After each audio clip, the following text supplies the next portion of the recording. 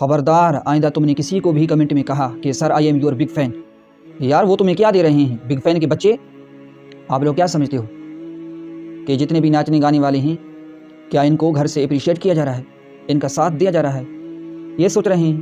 یہ باغی ہیں اپنے گھر کی، ان کو اپنے حرکتوں اور کرتوتوں کی وجہ سے اپنے گھر والوں سے ڈانٹ سننی پڑتی ہے،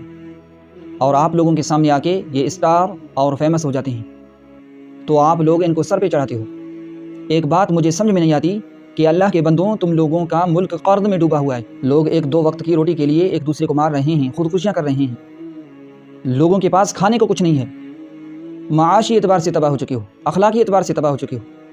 اللہ کے بندوں، آپ لوگ ہر طرف خوار اور ذلیل ہو چکے ہو اپنی حرکتوں کی وجہ سے، اپنے اعمال کی وجہ سے۔ اس کے باوجود بھی اتنی ٹف سچویشنز میں کون سی ایسی باتیں ہیں کہ جن کو آپ لوگ فیل کر کے گا رہے ہو، ناچ رہے ہو؟ آپ لوگوں کے اندر لوگوں کا احساس نہیں ہے، لوگوں کی مجبوریوں کا خیال ہی نہیں ہے، اپنی انٹرٹینمنٹ میں سارا دن لگے ہوئے ہو، صبح سویرے اٹھ کر ہاتھ منہ دھونا بھول جاتے ہو، پہلے ٹک ٹاک اور ریلز کے لیے ناچنے گانے کی ویڈیو بناتے ہو تاکہ لوگوں کی اٹینشن حاصل کر سکو، اور لوگوں کی جھوٹی تعریفیں کلیم کر کے آپ لوگ خوش کیسے ہو جاتے ہو؟ آپ کا باپ بیچارہ جو بڑھاپے اور کمزوری کی حالت میں آپ لوگوں کو سمجھا رہا ہوتا ہے کہ بیٹا گاؤ مت، ناچو مت، کیوں کر رہے ہو ایسی حرکتیں، اپنا ٹائم ضائع مت کرو، کیوں نہیں کر رہی ان کی نصیحتیں آپ پر اثر؟ حد سے زیادہ خراب ہو چکے ہو یار تم لوگ۔